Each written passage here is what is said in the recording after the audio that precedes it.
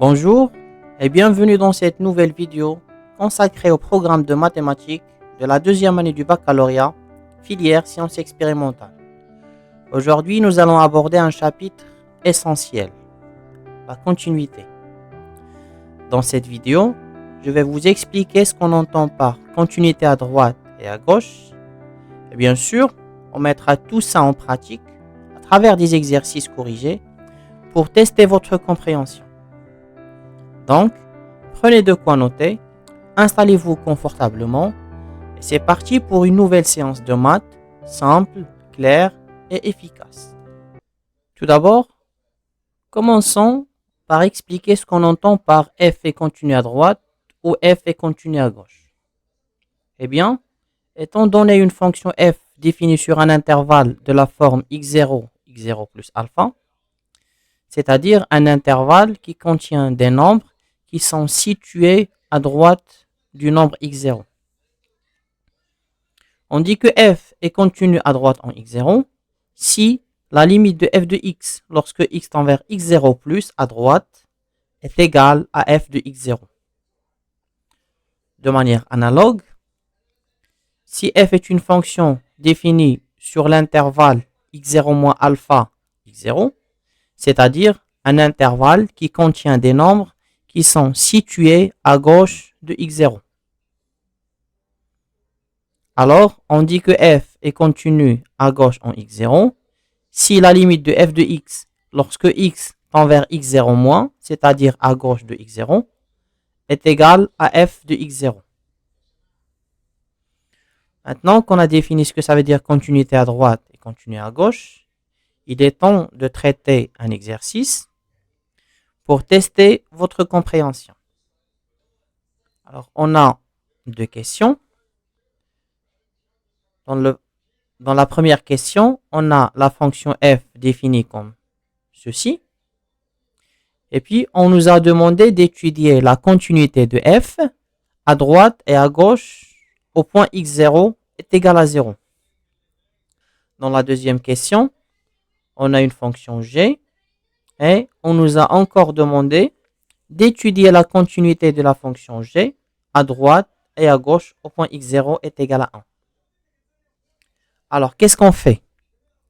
Pour étudier la continuité à droite en 0, on commence par calculer l'image de 0 si ce n'est pas encore fait. Alors, on a f de 0 est égal à 3 moins 0 au carré est égal à 3. Après, on passe au calcul des limites. On calcule la limite à droite et à gauche en 0. Essayons de le faire. Alors, la limite de f de x lorsque x tend vers 0 plus, c'est la limite quand x tend vers 0 plus de x carré moins 3 sur 2x moins 1.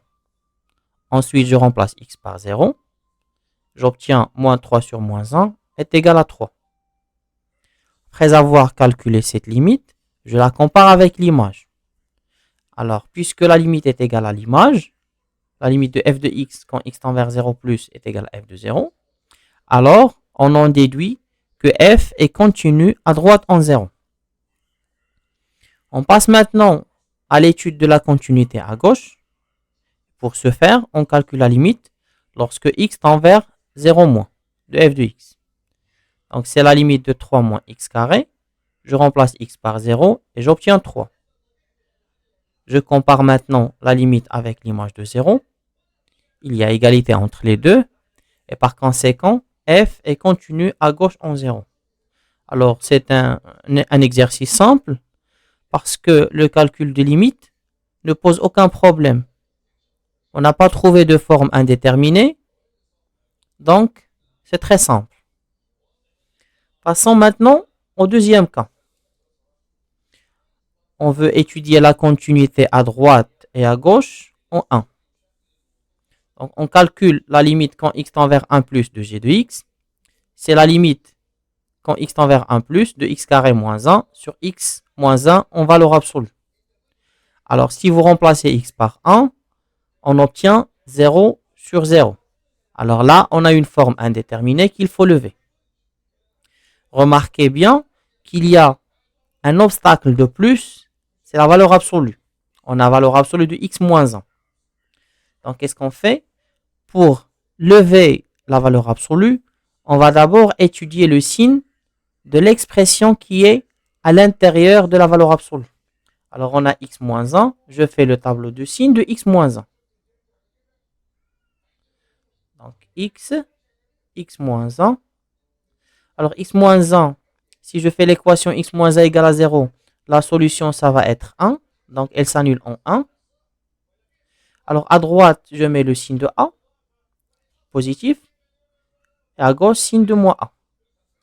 Donc, x moins 1 est positif lorsque x est à droite de 1. Et négatif lorsque x est à gauche de 1. Donc, puisque pour le premier cas, x tend vers 1 plus, c'est-à-dire x, il est situé à droite en 1. Donc, x moins 1 est positif. Et par conséquent, la valeur absolue de x moins 1 devient x moins 1. Donc, je viens de me débarrasser de la valeur absolue.